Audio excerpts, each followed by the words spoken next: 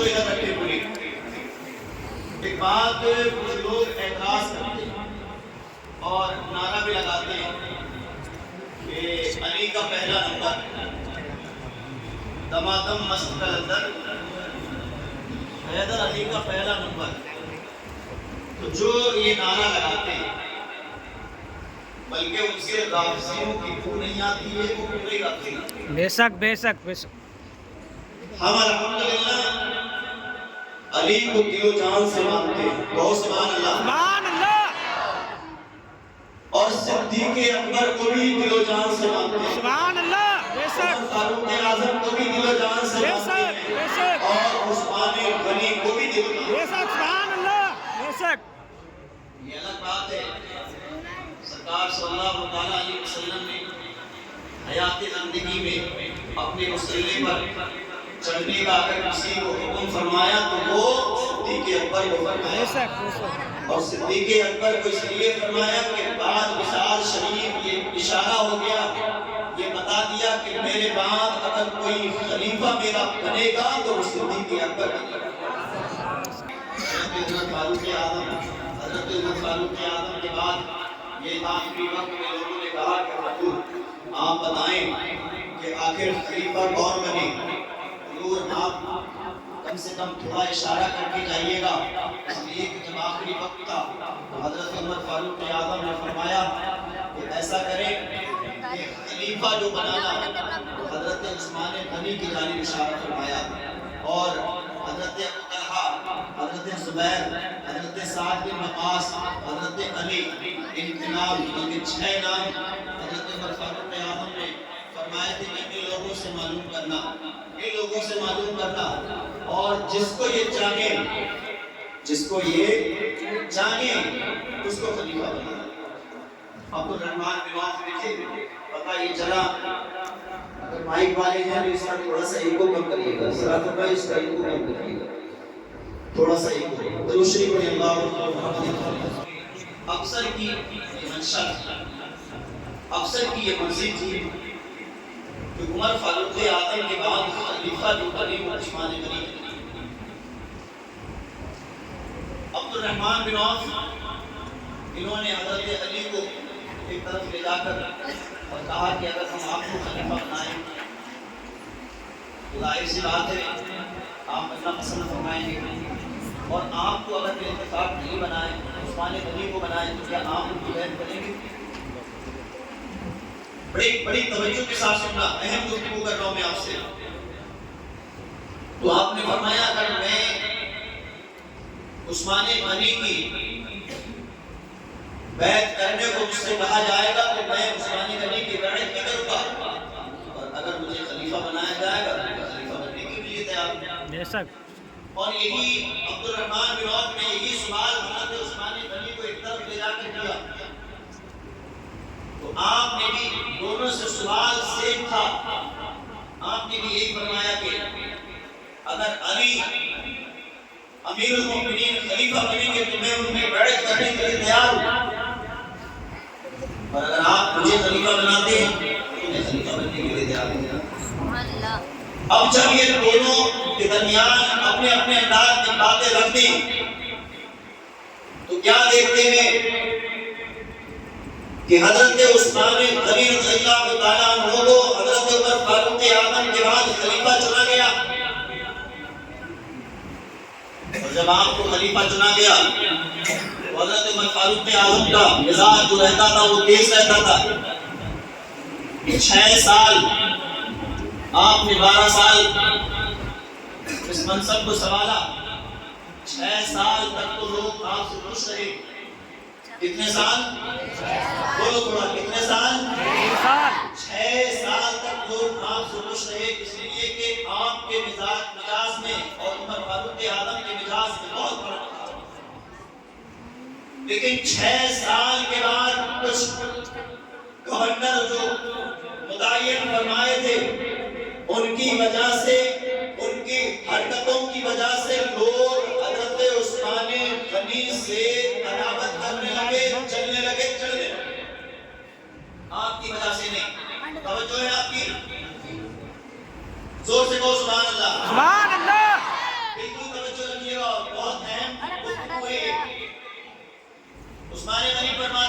6 سال تک تو لوگ مجھ سے کوئی نہیں ڈرا، کسی کو کوئی حسد نہیں، لیکن 6 سال کے بعد جو میں نے جگہ جگہ گورنروں کو لگایا تھا، ایک مصر کا گورنر تھا جس کے تعلق سے حضرت عثمان غنی رضی اللہ تعالیٰ عنہ کے پاس شکایت آئی، وہاں سے لوگ آئے مصر سے اور کہا کہ ہم اپنے گورنر کی شکایت لے کر آئے ہیں، اور جب شکایت کے تعلق سے بتایا، اب یہ جاننے کے بعد جب شکایت کروا دی، اب وہاں مصر کے گورنر کو معلوم چل گیا کہ ان لوگوں نے میری شکایت کی، تو کسی نہ کسی بات کو لے کر ان لوگوں کو شہید کرا دیا، قتل کرا دیا۔ اب جب قتل کرا دیا تو آپس میں انتشار پیدا ہو گیا، تو 700 لوگ، کتنے لوگ؟ 700 لوگ مصر کی سرزمین سے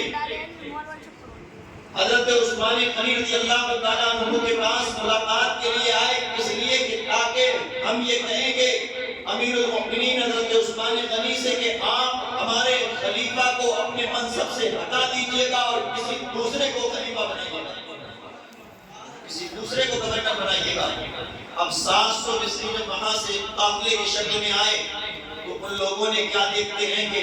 حضرت عائشہ صدیقہ رضی اللہ تعالیٰ عنہ سے شکایت فرمائی، حضرت علی، حضرت ابو طلحہ، حضرت زبیر، ان لوگوں سے شکایت فرمائی، تو کیا دیکھتے ہیں شکایت کرنے کے بعد حضرت عائشہ نے بھی اشارہ فرمایا، اور حضرت علی اور حضرت طلحہ یہ تمام لوگ مل کر جمع ہو کر حضرت عثمان غنی کی بارگاہ میں پہنچے، اور پہنچنے کے بعد آپ لوگوں نے اشارہ کیا کہ آپ نے عبداللہ کو مصر کا گورنر بنایا ہے اور اس کی یہ شکایت ہے، لہذا یہ ہے کہ اسے اپنے پد سے برخاست کر دیجیے گا، ہٹا دیجیے گا۔ جب لوگوں کی یہ شکایتیں آ رہی ہیں تو آپ نے فرمایا مجھ تک ابھی کوئی بات ایسی نہیں آئی تھی، لہذا یہ ہے کہ جب لوگ یہ جمع ہو کر آئے ہیں تو میں مصر کے گورنر کو ابھی اس کے عہدے سے برخاست کرتا ہوں۔ آپ نے فرمایا مصریوں سے ایسا کرو کہ آپ کس کو اپنا گورنر بنانا چاہتے ہو، آپ کس کو چننا چاہتے ہو؟ ان لوگوں نے کہا اگر ہماری مرضی پوچھتے ہو تو ہم جو چننا چاہتے ہیں وہ محمد بن ابو بکر یعنی حضرت صدیق اکبر رضی اللہ تعالیٰ عنہ کے بیٹے جن کا نام محمد بن ابو بکر تھا۔ مصریوں نے کہا کہ جناب یعنی کہ امیر المؤمنین ہم ان کو چاہتے ہیں کہ آپ مصر کا گورنر جو ہے وہ ان کو آپ بنا دیجئے گا، اس لیے کہ ہم ان کو پسند کرتے ہیں۔ امیر المؤمنین حضرت عثمان غنی رضی اللہ تعالیٰ عنہ نے فوراً ایک خط لکھا مصر کے گورنر کے لیے، اور اس خط کا مضمون کیا تھا؟ اس خط کا مضمون یہ تھا کہ آپ اپنے عہدے سے آپ کو برخاست کیا جاتا ہے، آپ اپنی کرسی کو چھوڑ دیجئے گا، آپ سے اپنے عہدے کو یعنی کہ واپس لیا جاتا ہے، اس عہدے سے آپ برخاست کیے جاتے ہیں۔ اب پتہ کیا چلا کہ حضرت عثمان غنی رضی اللہ تعالیٰ عنہ نے یعنی کہ خط لکھ کر دے دیا محمد بن ابو بکر ہے، اور 700 مصری کا جو قافلہ آیا تھا مصر کی سرزمین سے وہ تمام کے تمام لوگ یعنی کہ قافلے کی شکل میں مصر کی جانب چلنا شروع ہوا۔ محمد بن ابو بکر کہتے ہیں کہ ہم نے 3 منزلیں پار کی، اور تیسری منزل پر جب ہم نے قیام کیا تو ہم وہاں پر ٹھہرے ہوئے تھے۔ ٹھہرنے کے بعد ہم نے کیا دیکھا کہ ایک جناب والا گھوڑے پر سوار ہو کر سواری پر سوار ہو کر تیز رفتار کے ساتھ ایک شخص جا رہا تھا، ایک بندہ جا رہا تھا۔ آپ فرماتے ہیں کہ جب ہم نے اس کو دیکھا تو ہم نے فوراً سوچا یا تو کوئی غلام اپنے آقا سے چھوٹتا ہے، اگر وہ چوری کر کے بھاگتا ہے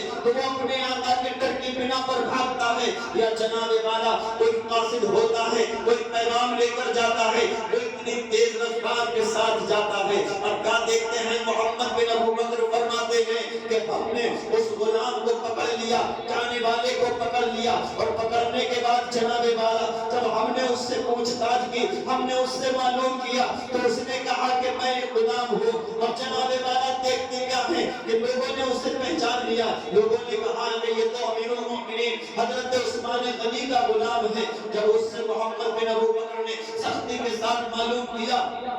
تو اس شخص نے کہا کہ ہاں میں امیر المؤمنین حضرت عثمان غنی کا غلام ہوں، اس لیے کہ میں جو جا رہا ہوں وہ مصر کی جانب جا رہا ہوں۔ اب معلوم یہ چلا کہ جب محمد بن ابو بکر فرماتے ہیں ہم نے اس سے سختی کے ساتھ اور معلوم کیا، اب کیا دیکھتے ہیں کہ جو اس کے بعد مشکیدہ تھا، اس کے بعد مشکیدے میں پانی نہیں تھا بلکہ اس کے اندر ایک خط پڑا ہوا تھا۔ محمد بن ابو بکر فرماتے ہیں ہم نے اس غلام کو پکڑنے کے بعد مشکیدے کی جب تلاشی لی، اس کی تلاشی لی تو مشکیدے میں پانی تو نہ ملا بلکہ ایک خط ملا، اور خط کا مضمون کیا تھا؟ اس لیے کہ امیر المؤمنین حضرت عثمان غنی رضی اللہ تعالیٰ عنہ کی مہر لگی ہوئی تھی، آپ ہی کا کاغذ تھا، آپ ہی کا جس لیٹر پیڈ پر جس کاغذ پر وہ تحریر لکھی گئی تھی وہ آپ ہی کا تھا، مہر بھی عثمان غنی کی تھی، غلام بھی عثمان غنی کا تھا، گھوڑا بھی عثمان غنی کا تھا، مشکیدہ بھی عثمان غنی کا تھا۔ پتہ یہ چلا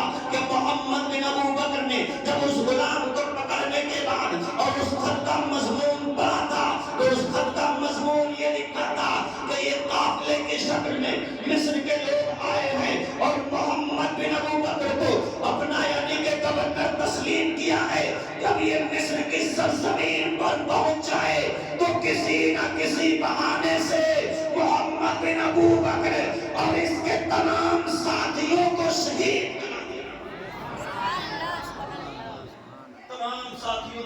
کرا دینا۔ اور وہ عثمان غنی اگر کسی غیر سے بات کرتے تھے تو وہ اپنا ہو جاتا تھا۔ محمد بن ابو بکر غصے میں آئے، کہا ہمیں گورنر مصر کا بنا کر بھیج دیا اور ایک خط بھی دے دیا اور ہمارے پیچھے پیچھے اپنے غلام کو بھیج دیا،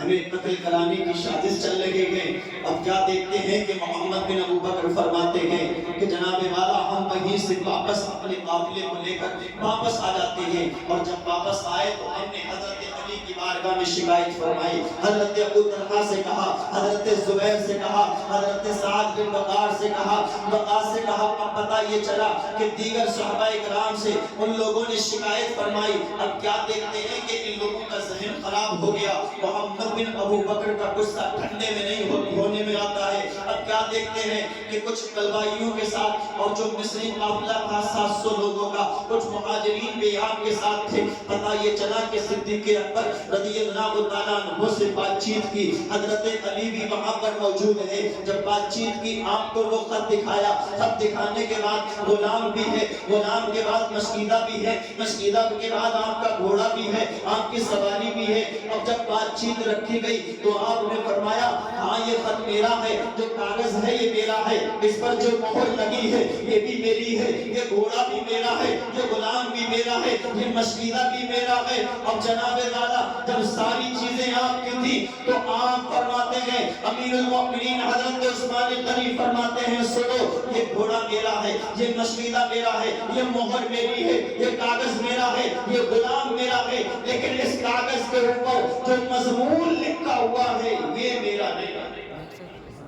یہ میرا نہیں ہے۔ اب جب یہ میرا نہیں ہے تو لوگوں کو یقین نہیں ہوا، تو آپ نے اس پر رب کی قسم کھائی کہ مجھے اپنے رب کی قسم ہے کہ یہ سب کچھ میرا ہے لیکن یہ مضمون یہ رائٹنگ میری نہیں ہے۔ اب پتہ یہ چلا کہ جو آپ کے پاس ایک غلام تھا، جب اس کی پیدائش ہوئی تھی اور سرکار جب حیات تھے، اس کے باپ اس کا باپ جو تھا وہ لے کر پوچھا کہ صاحب میرے یہاں بچے کی پیدائش ہوئی، تو سرکار نے اس کے باپ کو بھی شہر سے نکلوا دیا، اور جب اس کی پیدائش کی نام ذہن میں نہیں آ رہا، اس کی پیدائش کی خبر جب سرکار کو معلوم چلی تو سرکار نے فرمایا گرگٹ کے یہاں گرگٹ پیدا ہوا ہے، سرکار نے فرمایا گرگٹ کے یہاں گرگٹ پیدا ہوا ہے۔ اب وہ امیر المؤمنین حضرت عثمان غنی کا غلام تھا، تو لوگوں نے کہا یہ ہو نہ ہو رائٹنگ کسی شخص کی ہوگی، ہو نہ ہو یہ رائٹنگ اسی کی ہوگی۔ تو محمد بن ابو بکر فرماتے ہیں کہ ایسا کرو اس غلام کو ہمیں دے دو، ہم اس سے بات چیت کر لیں گے۔ لیکن قربان جاؤ حضرت عثمان غنی کے فیصلے پر، آپ نے فرمایا کسی کو مضمون کی بنا پر رائٹنگ کی بنا پر سزا دینے کا کوئی وہ نہیں ہے، اس لیے کہ رائٹنگ تو کسی دوسرے سے بھی مل سکتی ہے۔ پتہ یہ چلا کہ آپ نے اس کو دینے سے منع فرما دیا، اور جب دینے سے منع فرما دیا تو آپس میں انتشار اور بڑھ گیا۔ جب آپس میں انتشار بڑھا تو کچھ لوگ یہ کہنے لگے کہ ہاں امیر المومنین، یعنی کہ آج تک انہوں نے قسم نہیں کھائی، رب کی قسم کھائی ہے تو وہ سچے ہیں، لیکن کچھ لوگ یہ کہنے لگے کہ باقی اگر سچے ہیں تو پھر وہ غلام ہمیں کیوں نہیں دیا، وہ غلام ہمیں کیوں نہیں دیا؟ پتہ یہ چلا کہ وہیں سے انتشار پیدا ہو گیا۔ محمد بن ابو بکر اور کچھ بلوائیوں نے آپ کے گھر کے گیٹ کا، یعنی کہ گھر کا جو دروازہ تھا اس کا گھراؤ کر لیا، گھر کا گھراؤ کر لیا۔ اب کیا دیکھتے ہیں کہ جب گھراؤ کر لیا تو آپ گھر کے اندر بند ہو گئے، کئی دن گزر گئے تو آپ نے دروازے سے آپ نے فرمایا کیا علی ہے؟ کسی نے کہا نہیں ہے۔ پھر آپ نے دوسرا نام لیا کہ ہو گئے حضرت طلحہ ہیں؟ کہا نہیں ہے۔ تو آپ نے فرمایا کہ علی سے جا کر کہنا کہ عثمان کو پانی کی ضرورت ہے۔ اب جب حضرت علی تک یہ خبر پہنچی تو کیا دیکھتے ہیں کہ حضرت علی نے 3 مشکیلیں پانی لے کر بھیجا، لیکن بلوائیوں نے تیر جب چلایا نا تو مشکیلیں جو تھے وہ ان سے پانی نکل چکا، جیسے تیسے کر کے تھوڑا بہت پانی آپ کے پاس پہنچا۔ تو حضرت علی فرماتے جب میں نے دیکھا نا ان لوگوں کے حالات کو، ان لوگوں کے نظریوں کو دیکھا تو میں نے سوچا کہ یہ عثمان غنی کو شہید نہ کر دیں، اس لیے کہ بلوائیوں کا دماغ خراب ہے۔ اب حضرت عثمان غنی کے پاس جو آپ کے غلام تھے وہ کتنی بڑی تعداد میں تھے، بہت طاقتور تھے۔ آپ پوری ایک جماعت کے ساتھ وہ غلام آئے، کہا میرے آقا ہماری جانیں آپ کے قدموں پر نچھاور ہیں، اگر آپ ہمیں حکم کر دیں تو ہم ان کی اوقات انہیں دکھا دیں گے، اس لیے ہم نے پہلے بھی ان کی اوقات کو انہیں دکھایا تھا، آج اگر آپ اشارہ کر دیں تو ہم چند گھنٹے میں، چند منٹ میں ان بلوائیوں کی اوقات ان کو ہم دکھا دیں گے۔ لیکن حضرت عثمان غنی رضی اللہ تعالیٰ عنہ کی شان پہ قربان چاہیے گا، حضرت عثمان غنی نے اجازت نہیں دی اور غلاموں سے منع فرما دیا، اور حضرت عمر فاروق اعظم کے بیٹے حضرت عبداللہ بھی پہنچے اور کہا کہ حضور ایک اشارہ فرمائیں، ایک اشارے کے بطور ہم انہیں گاجر اور مولی کی طرح کاٹتے ہوئے نظر آئیں گے۔ عثمان غنی نے منع فرما دیا۔ حضرت علی فرماتے ہیں کہ میں نے سوچا ان لوگوں کے دماغ خراب ہیں، بلوائیوں نے جو تھا وہ عثمان غنی رضی اللہ تعالیٰ عنہ کے گھر کا گھراؤ کر لیا۔ اب کیا دیکھتے ہیں کہ حضرت علی نے پہرے کے لیے جس کو منتظم فرمایا، پہرا دینے کے لیے جس کو تیار کیا وہ کون تھا؟ حضرت امام حسن سے فرمایا تم عثمان غنی کے گھر کے چوکیداری کرو گے، پہرا لگاؤ گے۔ حضرت امام حسین سے فرمایا تم بھی پہرا لگاؤ گے۔ حضرت زبیر کے بیٹے سے فرمایا، دیگر اور صحابہ کرام کے بیٹوں سے فرمایا ایسا کرو کہ تم امیر المومنین حضرت عثمان غنی کے دروازے پر پہنچ جاؤ، اور پہنچنے کے بعد میں نے دیکھا ہے کہ بلوائیوں کا دماغ خراب ہے، کہیں ایسا نہ ہو کہ وہ امیر المومنین کو شہید کر دیں، کہیں ایسا نہ ہو کہ وہ عثمان غنی کو قتل کر دے، جاؤ تم دروازے پر کھڑے ہو جاؤ۔ پتہ یہ تھا کہ علی کے نام سے اچھا لشکر بھی کام درآمدہ تھا، معلوم یہ چلا کہ حسن اور حسین دروازے پر کھڑے گئے، کسی بلوائی کی ہمت نہیں کہ عثمان غنی کے گھر کے اندر کوئی داخل ہو سکے، انہیں معلوم تھا چوکیداری کرنے والا کوئی اور نہیں ہے بلکہ علی کے شہزادے ہیں۔ اور جس گھر کی چوکیداری دیکھ بھال علی کے شہزادے کریں مجال ہے کسی کی؟ لیکن بلوائیوں کا دماغ خراب تھا۔ محمد بن ابو بکر نے جب تیر چلائے تو کیا دیکھتے ہیں کہ حضرت امام حسن کے بازو پر لگا، آپ بھی زخمی ہوئے اور دیگر اور بھی صحابہ کرام کے بچے زخمی ہوئے۔ تو محمد بن ابو بکر جو تھا وہ چالاک تھے، آپ نے فرمایا اگر معلوم چل گیا، ہاشمی خاندان والوں کو معلوم چل گیا تو یہ لوگ ہم سے انتقام لیں گے، ایسا کرو کہ جو حسن زخمی ہوئے ہیں ایسا کرو کہ یہاں انہیں تھوڑا سائیڈ سے کر دیا جائے، ہٹا دیا جائے، تاکہ ایسا نہ ہو کہ ہاشمی خاندان کے لوگ آ جائیں اور پھر وہ ہم کے جناب والا گاجر اور مولی کی طرح وہ ہمیں کاٹتے ہوئے نظر آئیں گے۔ پتہ یہ چلا کہ ادھر بلوائی شور گل مچا رہے ہیں، لیکن وہیں پر محمد بن ابو بکر اور دو بلوائی آپ کے ساتھی کیا دیکھتے ہیں کہ انصاری کے مکان کے یعنی کہ پیچھے کے دروازے سے وہ عثمان غنی کے گھر کے اندر داخل ہوئے، اور جب حضرت عثمان غنی کے گھر کے اندر داخل ہوئے اور ادھر بلوائی دروازے پر ہیں، حضرت امام حسن اور حسین کے پہرا لگا رہے ہیں، لیکن اگر کوئی مین دروازے سے گھستا تو جناب والا معلوم چل جاتا کہ ہاں کوئی آ رہا ہے، لیکن بدمائیوں نے چالاکی کی، یہ چالاکی چلی اس لیے کہ باہر شور و گل جو مچ رہا تھا اس کا فائدہ اٹھا لیا، بھیڑ کا فائدہ اٹھا لیا۔ محمد بن ابو بکر ایک انصاری کے مکان سے پیچھے کے راستے سے چھت کود کر حضرت عثمان غنی رضی اللہ تعالیٰ عنہ کے مکان کے اندر تشریف لے جاتے ہیں۔ کیا دیکھتے ہیں کہ آپ قرآن مجید کی تلاوت فرما رہے تھے۔ سبحان اللہ، حضرت رائلہ جو آپ کی شریک حیات ہے وہ بھی موجود ہے۔ آپ فرماتی ہے کہ جب محمد بن ابو بکر آگے بڑھا تو میں دو بھائیوں کو تو نہ پہچان سکی، لیکن محمد بن ابو بکر کے بیٹے کو میں جانتی تھی۔ اس نے فوراً ہی جیسے ہی گھر کے اندر گھسا اور حضرت عثمان غنی قرآن کریم کی تلاوت فرما رہے تھے، محمد بن ابو بکر نے فوراً آپ کی داڑھی مبارک کو پکڑ لیا، امیر المؤمنین کی داڑھی کو پکڑ لیا، اور جب داڑھی کو پکڑا تو آپ نے فرمایا محمد بن ابو بکر سے، کاش تیرا باپ زندہ ہوتا تو کیا تو میری داڑھی اسی طریقے سے پکڑتا، تو اپنے باپ کو صدیق اکبر کو جواب کیا دیتا۔ محمد بن ابو بکر نے جب امیر المؤمنین حضرت عثمان غنی کے اس جواب کو سنا تو فوراً داڑھی مبارک کو چھوڑ دیا، اور چھوڑنے کے بعد محمد بن ابو بکر پیچھے کے لیے جانب یعنی پیچھے کی طرف ہٹتے ہیں، اور جیسے یہ پیچھے کی طرف ہٹے جو دو بلبائی ان کے ساتھی تھے جو ان کے ملنے والے تھے انہوں نے تلوار سے وار کیا، یعنی امیر المؤمنین حضرت عثمان غنی کے اوپر جب تلوار سے وار کیا تو کیا دیکھتے ہیں کہ جناب حضرت رائلہ نے وہ تلوار کا وار اپنے ہاتھ کے اوپر لیا، اور لینے کے بعد کیا دیکھتے ہیں کہ آپ کی انگلیاں کٹ گئی، اور جب انگلیاں کٹی ان سے جو خون نکلا اسی وقت جو امیر المؤمنین حضرت عثمان غنی قرآن کریم کی تلاوت فرما رہے تھے تو آپ کا جو خون گرا وہ قرآن کریم کے اوپر گرا جو قرآن شریف میں آیا ہے فَسَيَكْفِيكُهُمُ اللَّهُ، اس لیے کہ وہ سب سے بڑا لفظ ہے۔ پتہ یہ چلا کہ روشنائی کی شکل میں وہ لفظ یعنی کہ پڑ گیا خون گرنے کی بنا پر۔ حضرت رائلہ فرماتی ہے کہ بلبائیوں نے رحم نہ کیا بلکہ کچھ ہی دیر میں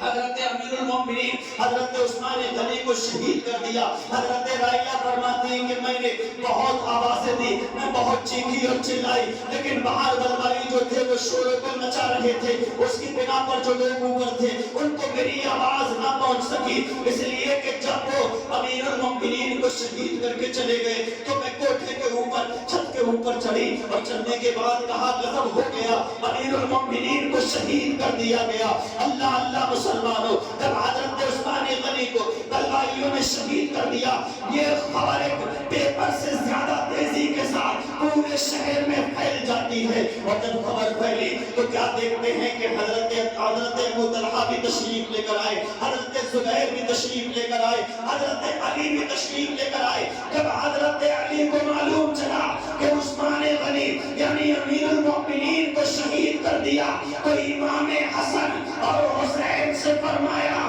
میں نے تمہیں امیر المؤمنین کی چوکیداری کے لیے رکھا تھا، لہذا یہ ہے کہ تمہاری موجودگی میں بلبائیوں کا اتنا حوصلہ ہو گیا کہ امیر المؤمنین کو شہید کر دیا۔ علی سے اپنا غصہ برداشت نہ ہوا، امام حسن کے ایک چاٹا مارا۔ تاریخ شاہد ہے امام حسن کے پہلی بار ایک چاٹا امیر المؤمنین حضرت عثمان غنی کے شہید ہونے پر مارا، اور حضرت امام حسین کے سینے مبارک پر ایک گھوسا حضرت علی نے مارا اور فرمایا تمہاری ڈیوٹی لگائی تھی، اس کے باوجود بھی امیر المؤمنین کو شہید کر دیا۔ آقا حسن اور حسین نے فرمایا یہ کون ہے حسین جس کے تعلق سے سرکار نے فرمایا حسین منی وانا من الحسین، حسین مجھ سے ہے اور میں حسین، حسین منی وانا من الحسین، حسین مجھ سے ہے اور میں حسین سے ہوں۔ پتہ یہ چلا کہ امیر المؤمنین کو شہید کر دیا۔ اب جب شہید کر دیا اس کے بعد محمد بن ابو بکر سے پوچھا، حضرت رائلہ نے فرمایا تھا کہ میں جانتی ہوں صرف محمد بن ابو بکر کو جانتی ہوں، اس کے علاوہ میں کسی کو نہیں جانتی، دو بلبائی اور تھے ان کے ساتھی۔ جب محمد بن ابو بکر سے پوچھا گیا تو انہوں نے حضرت علی کی بارگاہ میں کہا کہ ہاں میں گیا گیا تھا، مجھ پر بھوت بھی سوار تھا، غصے کے عالم میں گیا، لیکن جب میں نے امیر المؤمنین عثمان غنی کی داڑھی کو پکڑا تو انہوں نے کہا کہ تیرا باپ زندہ ہوتا ابو بکر اور تو میری داڑھی کو پکڑ رہا ہے، اگر وہ پوچھتا تو اپنے باپ سے ابو بکر سے کیا کہتا، اس کی موجودگی میں بھی میری داڑھی کو پکڑتا۔ محمد بن ابو بکر کہتے ہیں کہ میں نے فوراً داڑھی کو چھوڑ دیا، لہذا یہ ہے کہ میں نے ان کو شہید نہیں کیا۔ پتہ یہ چلا کہ اس کے بعد کیا دیکھتے ہیں کہ پھر حضرت علی رضی اللہ تعالیٰ عنہ خلیفہ بنے، جو چوتھے خلیفہ ہیں، اور جب حضرت علی خلیفہ بنے اور حضرت علی کی شان تو نرالی ہے، بلکہ بچوں میں اگر سب سے پہلے کوئی ایمان لے کر آیا ہے تو وہ حضرت علی لے کر آیا۔ سرکار اعلیٰ حضرت امام اہل سنت فرماتے ہیں، لوگوں نے اور لوگوں نے بھی بیان فرمایا، کسی نے 10 سال، کسی نے 9 سال، لیکن اعلیٰ حضرت امام اہل سنت نے فرمایا کہ جب حضرت علی کی عمر شریف 8 سال کی تھی، 8 سال کی،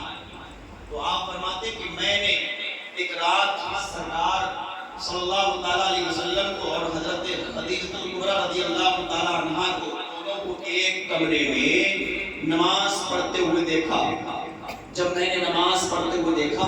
تو میں نے پھر سرکار کی بارگاہ میں عریضہ پیش کیا، یا رسول اللہ صلی اللہ تعالیٰ علیہ وسلم یہ بتائیں کہ آپ رات میں کیا کر رہے تھے؟ تو سرکار نے فرمایا ہم دونوں لوگ اپنے رب کی عبادت کر رہے تھے، نماز پڑھ رہے تھے۔ سرکار نے حضرت علی رضی اللہ تعالیٰ عنہ سے مذہب اسلام میں داخل ہونے کا اشارہ فرمایا، آپ نے فرمایا تم بھی مذہب اسلام میں داخل ہو جاؤ۔ حضرت علی فرماتے ہیں یا رسول اللہ صلی اللہ تعالیٰ علیہ وسلم میری جان آپ کے قدموں پر نچھاور ہے، لیکن یا رسول اللہ میں پہلے اپنے والد محترم سے مشورہ کر لوں، ان سے رائے لے لوں، پوچھ لوں، اس کے بعد کل پھر میں بتاتا ہوں۔ جب سرکار نے اتنا سنا تو ابھی اعلان نبوت جو تھا وہ ظاہر طور سے نہیں کیا، تو سرکار نے فرمایا اگر علی نے اپنے باپ سے کہا تو ظاہر سی بات ہے یہ راز پھر راز نہیں رہے گا۔ سرکار نے پھر فرمایا علی اگر تمہیں مشورہ کرنا ہے، مذہب اسلام میں اگر داخل نہیں ہونا ہے، قبول نہیں ہونا ہے، کلمہ نہیں پڑھنا ہے، تو اس کا مشورہ ابھی کسی سے نہ کرنا، اس لیے کہ یہ راز ہے، راز ہی رہے۔ علی فرماتے ہیں کہ رات تو گزر گئی، لیکن جب صبح آئی تو سب سے پہلے سرکار کی بارگاہ میں آپ تشریف لے کر آئے اور کہا یا رسول اللہ صلی اللہ تعالیٰ علیہ وسلم کلمہ طیبہ کو پڑھا لیجئے گا اور مذہب اسلام میں داخل